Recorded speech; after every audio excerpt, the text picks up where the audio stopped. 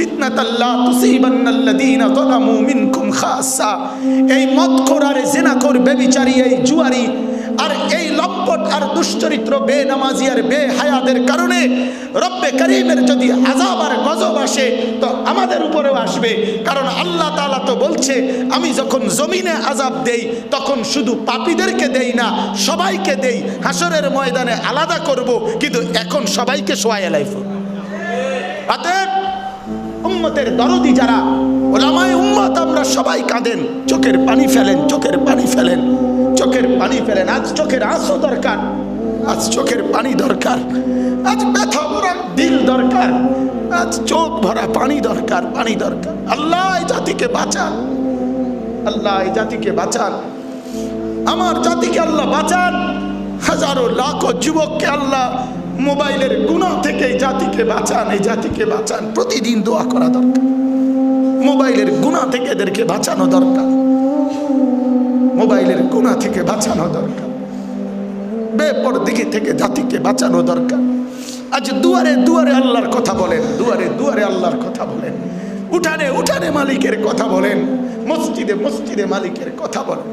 আগেও কিছু পান নাই, এখনো আর কিছু পাবেন না, কিছুই দরকার নাই। মালিক আসমানওয়ালা আরশ আজিম থেকে মালিক দেবে আখিরাতে। হুজুর আমারে কয়েকদিন আগে এক জায়গায় আমারে বলতেছে, মাওলানা আখিরাত থেকে নেবেন, আখিরাত থেকে নেবেন।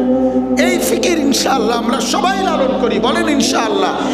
উম্মতের উলামায়ে কেরাম কলিজার ভরা ব্যথা নিয়ে উম্মতকে ডাকেন, উম্মতকে ডাকেন। এক এক শব্দ যেন চোখের পানি ভরা হয়, এক এক শব্দ যেন মাওলা পাকের জিকিরওয়ালা হয়। উম্মতকে প্রতি শব্দ উচ্চারণ করার আগে নিজের কলব আর নিজের ঈমান আর নিজের আমল আর নিজের তাকওয়া আরো বাড়ান। আল্লাহ যেন আমার বাড়ায় দেয়, বলেন আমিন। আল্লাহ যেন আমাকে কবুল করে, বলেন আমিন। আল্লাহ যেন আমাদেরকে কবুল করে, বলেন আমিন।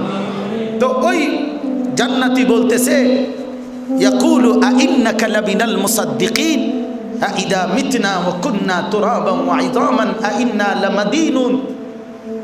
ওই জান্নাতি বলে, আমার এই বন্ধুটা আমারে কেবল আখিরাত ভুলাই দিত।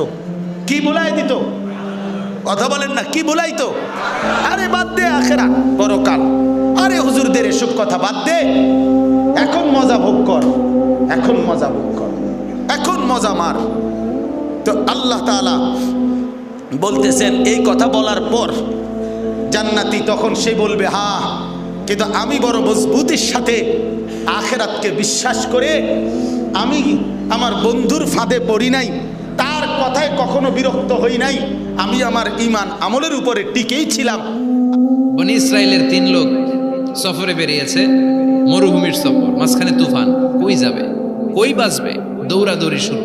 দৌড়াতে দৌড়াতে এক পাহাড়ের গুহার ভেতরে আশ্রয় নিয়েছে। গুহা চিনেন তো? পাহাড়ের গুহা।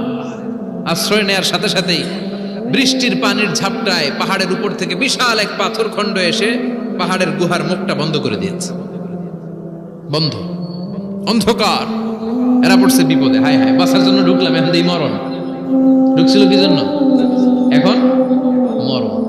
বিশাল পাথরের খণ্ড এসে গুহার রাস্তাটা বন্ধ করে দিয়েছে। 3 জন গায়ের যত শক্তি ছিল ধাক্কায়ও কথা সরাইতে পারে না। হায় হায়, অক্সিজেন ভিতরে যা আছে আধা ঘন্টা শেষ হয়ে যাবে, কি করে বাঁচবো? বাঁচার উপায় নাই।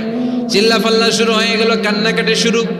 একজন বলে, তোমাদের জীবনে কার কি নেক আমল আছে, যেই নেক আমলটা আল্লাহর ভয়ে করছিল ওইটার উসিলা দিয়ে দোয়া করে দেখো কিছু হয় কিনা। সুবহানাল্লাহ কোন, এটাই উপায়। একজন হাঁটু গেড়ে চোখের পানি ছাড়া শুরু করছে, আর দোয়া শুরু করছে, আল্লাহ আল্লাহুম্মা কানাত লি আবাওয়ান শাইখান কাবীরা। আল্লাহ আমার বাবা মা ছিল বৃদ্ধ বৃদ্ধা, আমি পেশায় রাখাল, সারাদিন ছাগল চড়িয়ে রাত্রিবেলা দুধ আনতাম, সবার আগে আব্বা মারে দিতাম, এরপরে আমার ছেলে মেয়ে, এরপরে স্ত্রী। একদিন গভীর রাতে এসে দেখি আব্বা আম্মা ঘুমায়, দুধের বাটি নিয়ে আব্বা আম্মার মাথার সামনে দাঁড়িয়ে রইলাম। ছেলে মেয়েগুলো আব্বা এসে বলে, আব্বা দুধ দাও। আমি বললাম পরে, আগে আব্বা আম্মা খাবে তারপরে তোরা। ছেলে মেয়েগুলো কান্না জুড়ে দিল, আমি দেই নাই। ফজর পর্যন্ত দাঁড়িয়ে রইলাম। ফজরের আগ দিয়ে আব্বা আম্মা ঘুম থেকে উঠে দেখে তো আমার অবাক, কিরে বাবা দাঁড়িয়ে কেন? বললাম প্রতিদিন দুধ খেয়ে ঘুমাও, আজকে আগে আগে ঘুমিয়েছো, দুধ খাও নাই, তোমাদেরকে আগে দিব বলে দাঁড়িয়ে রইলাম। আল্লাহর ডেকে বলে, আল্লাহ ওই দিন সারা রাত দুধের বাটি নিয়ে মা বাবার শিওরে আমি দাঁড়িয়েছিলাম, ফজরের সময় আব্বা আম্মারে দুধ খাওয়ালাম, তারপরে ছেলে মেয়েদেরকে দিয়েছিলাম, তারপরে স্ত্রীর মুখে দিয়েছিলাম। ও মাবুদ, ওই দিনের এই কাজটা আমি দুনিয়ার কাউরে খুশি করার জন্য করি নাই, শুধুমাত্র তোমার খুশি ছাড়া। ওই রাতের ইবাদত যদি তোমার দরবারে ভালো লেগে থাকে, ফাফাররিজ আন্না মা নাহনু ফি, আজকের বিপদের দিনে কেউ বাঁচানোর নাই, তুমি আমাদের বাঁচাও। ফানফাজারাত, মুহূর্তের মধ্যে 1/3 বিশাল পাথর খণ্ডটা 1/3 ডান দিকে সরে যায়, এক পাশে সরে যায়। সামান্য আলো বাতাস ঢুকতে আরম্ভ করত। এখন বাতাস ঢুকে, এখন বেঁচে থাকতে পারবে এই নিশ্চয়তা হয়েছে। সুবহানাল্লাহ কোন। এবার সে বলল, ভাই তোর কি আমল আছে বল। দ্বিতীয় জন হাঁটু গেড়ে আবার চোখের পানি ছেড়ে আল্লাহরে ডেকে বলে, মাবুদ, আমার এক চাচাতো বোন ছিল, কানাতলি ইবনাতু আম জামিলা ওয়া কুনতু উহিব্বুহা কাআশাদ্দি মা ইউহিব্বুর রিজাল আন-নিসা। আল্লাহ, সুন্দরী, অনন্যা, অপসরী, প্রিয়ংবদা, অনুসুয়া, গুণবতী, রূপবতী আমার এক চাচাতো বোন ছিল, তার প্রেমে আমি ছিলাম পাগল পাড়া, কিন্তু সে তো আমার ডাকে সাড়া দেয় না। অনেক চেষ্টা করলাম তারে পাওয়ার জন্য। চাচাতো বোন আমারে বলে, 100 স্বর্ণ মুদ্রা যেদিন দিতে পারবা ওই দিন আমারে পাবা। এবার আমি স্বর্ণ মুদ্রা কালেকশনের কাজে লেগে গেলাম। বছরের পর বছর চেষ্টা করে 100 স্বর্ণ মুদ্রা যেদিন পেলাম ওই দিন চাচাতো বোনের কাছে গেলাম, যে তার হাতে স্বর্ণ মুদ্রা দিলাম, বললাম চলো এবার আমরা অপকর্ম করি। স্বর্ণ মুদ্রা পেয়ে সেও খুশি, আমিও খুশি। সে পাইছে স্বর্ণ, আমি পাইছি তারে। গোপন একটা রুমের ভেতরে ঢুকলাম, দুজনে জামা কাপড় খুলে ফেললাম, নেকেড হয়ে পাপ কাজ শুরু করব। ইন দা মিন টাইম আমার চাচাতো বোন আমারে বলে, ও আমার চাচাতো ভাই, আমারে তুই আমার সতীত্ব তুই নষ্ট করে দিস না, ইত্তাকিল্লাহ, আমার সম্ভ্রম তুই শেষ করে দিস না, ইত্তাকিল্লাহ, আল্লাহরে ভয় কর। আল্লাহ, ওই মুহূর্তে ফিরে আসা কঠিন কঠিন, কিন্তু ইত্তাকিল্লাহ, আল্লাহরে ভয় করে। এই শব্দটা যখন শুনলাম আমার ভিতরটা কেঁপে উঠেছে। আমি মুহূর্তে তোমার ভয়ে জামা পড়ে ওই রুম থেকে চিৎকার মেরে বেরিয়ে গিয়েছি। আল্লাহ, সেদিন আমি পাপ কাজ করি নাই, সেদিন আমি মনের খায়েশ মিটাই নাই, তোমার ভয়ে সেদিন আমি দৌড়ে পালিয়েছি। ওই দিনের ইবাদতটা, আমলটা যদি তোমার কাছে ভালো লেগে থাকে, ফাফাররিজ আন্না ফিমা নাহনু ফি, আজকে যেই বিপদে আছি তুমি বাঁচাও। বলার সাথে সাথে 2/3 2/3 পাথরের খণ্ডটা আরো ডান দিকে সরে যায়। সুবহানাল্লাহ পড়েন। এবার আরো বড় ফাঁকা হয়েছে। এবার তারা বেরোতে চেষ্টা করলো, দেখে মাথা বেরোয়, শরীর বেরোয় না, হাত বেরোয়, পিঠ বেরোয় না, পা বের হয়, দেহ বেরোয় না, আরো ছুটতে হবে। এবার বাকি আছে কয়জন? একজন। সে দোয়া করতে শুরু করলো, আল্লাহ ইস্তাজারতু উজারাক, আমি ব্যবসায়ী ছিলাম, অনেক শ্রমিক ভাড়া করে একদিন একটা কাজ করালাম, সব শ্রমিকের টাকা দিয়ে দিলাম। এক শ্রমিক টাকা না নিয়ে ভাগলপুর কই যে গেছে নিজেও জানি না, ওর টাকা আমার কাছে রয়ে গেল। এই শ্রমিককে আর টাকাটা বুঝাই দিতে পারি নাই। এই টাকা দিয়ে আমি কয়েকটা ছাগল কিনলাম, এই ছাগলগুলো বাচ্চা দিল, ওগুলো বাচ্চা দিল, ওগুলো বাচ্চা দিল, দিতে দিতে বিশাল ছাগলের ডেইরি ফার্ম করে ফেললাম তার ওই টাকা দিয়ে। 1 যুগ 12 বছর পরে সে এসে বলে, আমার টাকা ফিরায় দাও। আমি বললাম, এই যে ছাগলের ডেইরি ফার্ম পুরোটাই তোমার। সে বলে, আতাস্তাজিউ মিন্নি, আমার সাথে ঠাট্টা করো? আমি পাই সামান্য কয়টা টাকা, 1 যুগ আগে যে টাকা পাইতাম ওইটা দিলেই চলবে। আমি বললাম, ও শ্রমিক, তোমার টাকা দিয়ে আমি ছাগল কিনে ব্যবসা করেছি, ছাগল বাচ্চা দিয়েছে, বাড়তে বাড়তে বাড়তে বাড়তে আজকের বিশাল এই ডেইরি ফার্ম। এই ডেইরি ফার্মের মালিক আমি নই, তুমি নিয়ে যাও। বলার সাথে সাথে শ্রমিক আনন্দে নাচতে নাচতে ডেইরি ফার্ম নিয়ে যায়। ও আল্লাহ, ওই দিন যদি সে যতটুকু টাকা পাওনা ছিল অতটুকু দিলেই সে খুশি হয়ে যেত। শুধু তোমার খুশির জন্য পুরো ডেইরি ফার্ম আমি তারে দিয়ে দিয়েছিলাম। আল্লাহু আকবার। আল্লাহ, আজকের এই বিপদের দিনে আমার সেদিনের আমলটা যদি তোমার কাছে ভালো লাগে তুমি বাঁচাও। বলতে দেরি, মুহূর্তের মধ্যে বিশাল প্রকাণ্ড পাথর খণ্ডটা অন্যদিকে দৌড়ে চলে যায়। পাহাড়ের গুহা ওপেন, পাথর খণ্ড নাই। আল্লাহর শুকরিয়ার তাকবীর দিতে দিতে 3 জন বের হয়ে যায়। সুবহানাল্লাহ পড়েন। সহিহ বুখারীর বর্ণনা, সহিহ হাদিস। নিজের এমন কোন নেক আমল যদি থাকে যে আমলটা শুধু আল্লাহর জন্য করেছিলাম, ওই নেক আমলের ওসিলা দিয়ে দোয়া করলে দোয়া কবুল করবে কে? দিতে থাকেন, ঢিল দিতে থাকেন, ঢিল দিতে থাকেন, তারপরে একবার চেপে ধরেন। আপনি কি মনে করছেন সারা বিশ্বে যা চলছে জুলুম আল্লাহ পাক ছেড়ে দিবেন সব? তাই মনে করছেন? 1 জাররা পরিমাণ ছাড় দিবেন? দিবেন। সময়ের ব্যাপার, সব কিসের ব্যাপার? সময়, কত সময় চলে গেছে। এক সময় ছিল ফেরাউনের যুগ, তখন মনে হতো ফেরাউনই সব। ও বলতো আনা রাব্বুকুমুল আলা, আমি এই পৃথিবীর মহান রব, সে বলতো। এখন তার অস্তিত্ব আছে? ওই জাদুঘরে দেখবেন ওর সুটকিটা পড়ে আছে, দেহে আছে না? ফেরাউন যখন দলবল নিয়ে বের হয়ে যাচ্ছে মুসা আলাইহিস সালামের কওমকে ধাওয়া করার জন্য, সূরা দুখানের মধ্যে আছে, আল্লাহ পাক বলছেন যে তাদের স্মরণে যখন ফেরাউন এবং তার দলবল ডুবে মরল, ওদের এই মর্মান্তিক মৃত্যু দেখে আকাশ এবং জমিনের কেউ এক ফোঁটা পানিও ফেলেনি। এই আয়াতটা কোরআনে আছে, সূরা দুখানের মধ্যে আছে। একটা সময় ছিল নমরুদের যুগ, মনে হতো সেই সবকিছু। এখন তার অস্তিত্ব আছে? কেউ তার নামও মনে রেখেছে? একটা সময় আদ জাতি ছিল, আদ জাতি। এগুলো রূপকথা নয়, এগুলো গান গল্প নয়, এগুলো সত্য ঘটনা কোরআনে আছে। এগুলোর এক একটা বর্ণ সত্য। সারা পৃথিবী মিথ্যা হতে পারে, কোরআন সত্য। আদ জাতি ছিল দেহে অনেক বড় বড়, বিশাল বিশাল। তারা বলতো মান আশাদ্দু মিন্না কুওয়া, আমাদের চেয়ে শক্তিশালী আর কে আছে, এটা তারা বলতো। আল্লাহ পাক ঝড় দিয়ে উড়িয়ে দিয়েছেন, তাদের অস্তিত্ব আছে? সময়ের ব্যাপার, দেখেন সময় বদলাচ্ছে, সব পরিবর্তন হয়ে যাচ্ছে। একটা ছিল সামুদ জাতি, সামুদ, এরাও ছিল অনেক বড় বড়, তাল গাছের সমান লম্বা লম্বা।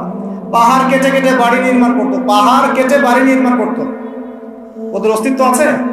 আল্লাহ পাক বজ্রপাত দিয়ে ধ্বংস করে দিয়েছেন। একটা জাতি ছিল সাদুম জাতি, সাদুম, এদেরকে বলা হয় কওমে লূত। আর সমকামী, হোমোসেক্সুয়াল, মানে নারী নারীতে জেনা করতো, পুরুষ পুরুষে জেনা করতো। নাউজুবিল্লাহ আমরা বলছি, কিন্তু এখন এদের সংখ্যা দিন দিন বাড়ছে সমাজে, এবং এটা কি আমাদের একটা বড় আলামত। নবী সাল্লাল্লাহু আলাইহি ওয়াসাল্লাম বলেছেন, আমি আমার উম্মতের মধ্যে ভয় পাই কয়েকটা বিষয়। এক নাম্বার ভয় পাই আমার উম্মত রিয়া করবে, রিয়া, লোক দেখানো আমল করবে। দুই নাম্বার ভয় পাই আমার উম্মত মূর্তি পূজারীদের সাথে মিশে যাবে, আমার উম্মত মূর্তি পূজা করবে। নবী সাল্লাল্লাহু আলাইহি ওয়াসাল্লাম বলেছেন এই কথা, হাদিসে আছে, দেখে নিন। তিন নাম্বার তিনি বলেছেন, আমি ভয় পাই আমার উম্মতের উপরে যে আমার উম্মতের একটা অংশ সমকামী হয়ে যাবে, এবং দিন দিন এটা বাড়ছে। তো একটা কওম ছিল সাদুম জাতি, সাদুম, এরা ছিল জর্ডান, যে দেশটার নাম আছে জর্ডান, এই জর্ডানের পাশে একটা সাগর আছে, ডেড সি বা মৃত সাগর, এখানে ওরা বসবাস করত। এরা হোমোসেক্সুয়াল ছিল। তারা তখন বলতো আমরা পবিত্র, কে আছে আমাদেরকে শাস্তি দিবে, হে লূত তুমি যদি পারো আল্লাহর শাস্তি নিয়ে আসো, এরকম করে বলেছিল। যদি পারো আল্লাহর শাস্তি নিয়ে এসে দেখাও। আল্লাহ রাব্বুল আলামিন দুইজন ফেরেশতাকে পাঠিয়েছিলেন, জিবরাইল, মিকাইল। ওই জায়গাটাকে পাখা দিয়ে তুলে আসমানে উঠিয়ে আবার জমিনে ধসিয়ে দিয়েছে। এটা রূপকথা নয়, এটা কোরআনে বলা আছে। ওদের অস্তিত্ব কি এখন আছে? নাই। ওই সাগরটার অস্তিত্ব আছে, ওই সাগরে কোনো মানুষ ডোবে না, ওখানে কোনো প্রাণের অস্তিত্বই নাই। এমন ভাবে আল্লাহ পাক ধ্বংস করেছে। আমি বলছি সব সময়ের ব্যাপার। দেখেন কওমে নূহ, নূহ আলাইহিস সালামের কওম আছে এখন? নাই। আদ, সামুদ, মাদিয়ান, শুআইব আলাইহিস সালামের কওম মানুষকে ঠকাতো, ছিনতাই করত, মাপে কম দিত, এবং মানুষকে খুব বেশি বেশি পেটাতো, মানুষকে মারতো, খুব কঠিন ভাবে মারতো। এখন কিন্তু এই সুন্নাত চলছে, মানুষকে কঠিন ভাবে মারা হয়। তো এই সুন্নাতটা শুআইব আলাইহিস সালামের কওমের, এবং সেই কওম প্রথম কওম যাকে আল্লাহ পাক পৃথিবীতে ভূমিকম্প দিয়ে ধসিয়ে দিয়েছে। এদের অস্তিত্ব কি এখন আছে? নাই। আমি বলতে চাচ্ছি যে জুলুম, জালেম, মাজলুম এগুলো চিরস্থায়ী নয়, আপেক্ষিক বিষয়। একটা সময় যাচ্ছে, আরেকটা সময় আসবে, আবার এই সময় চলে যাবে, আরেকটা সময় আসবে, পৃথিবী এভাবে চলতেই থাকবে। এর মধ্যেই পরীক্ষা, এর মধ্যেই দুনিয়ার জীবনে পরীক্ষা। আপনাকে আমাকে হকের উপর থাকতে হবে, সালাত আদায় করতে হবে, কোরআন সুন্নাহ মেনে চলতে হবে, পারিবারিক আদর্শ ঠিক করতে হবে। সবকিছু জাহিলিয়াতে ডুবে গেলেও আপনাকে ঠিক থাকতে হবে, এটাই পরীক্ষা। এই উম্মত তো এক নেকি দিয়া জান্নাতে যাবে। কয় নেকি দিয়া? একটা নেকি দিয়া জান্নাতে যাবে এই উম্মত। অন্য উম্মতের কথা জানি না আমি, এই উম্মত এক নেকি দিয়া জান্নাতে যাবে। নবীর একটা আদর্শের কারণে জান্নাতে যাবে। সিরত মানি আদর্শ। আর এটা আমরা কদমে কদমে মুহতাজ।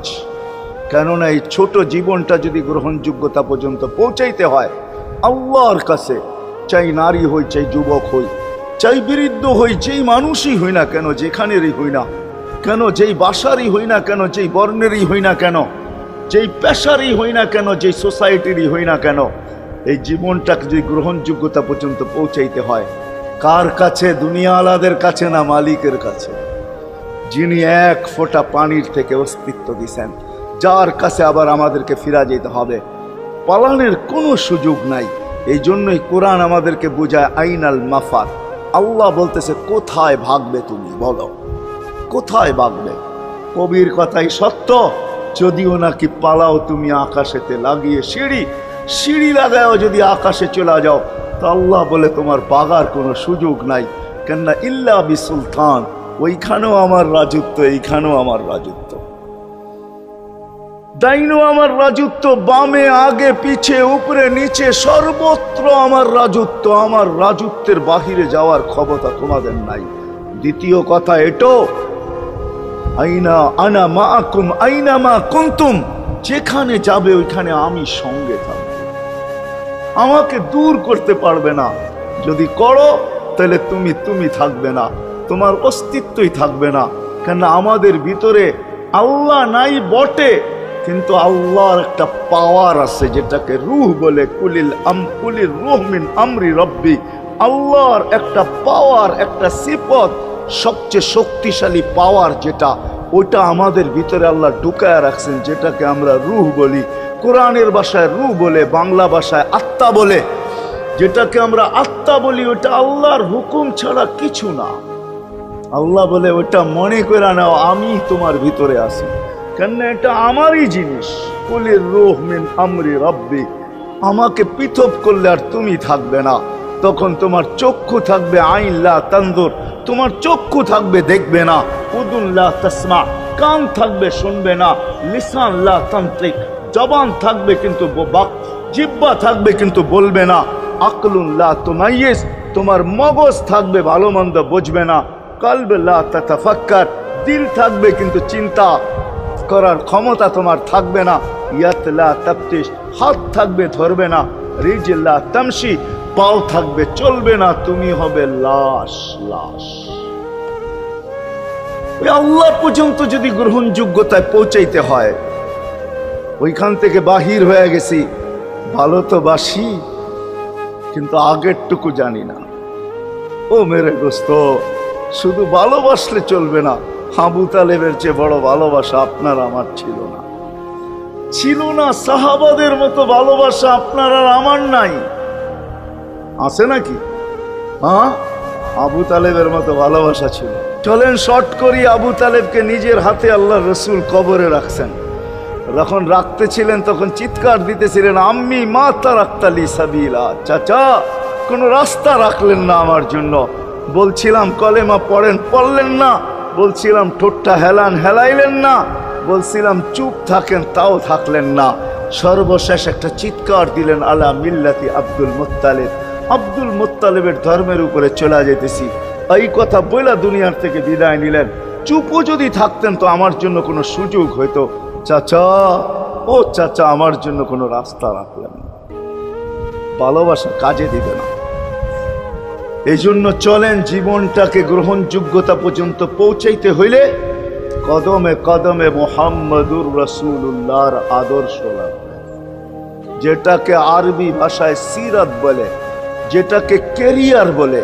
আল্লাহর রসুলের কেরিয়ার লাগবে, আল্লাহর রসুলের আদর্শ লাগবে, আল্লাহর রসুলের সিরত লাগবে।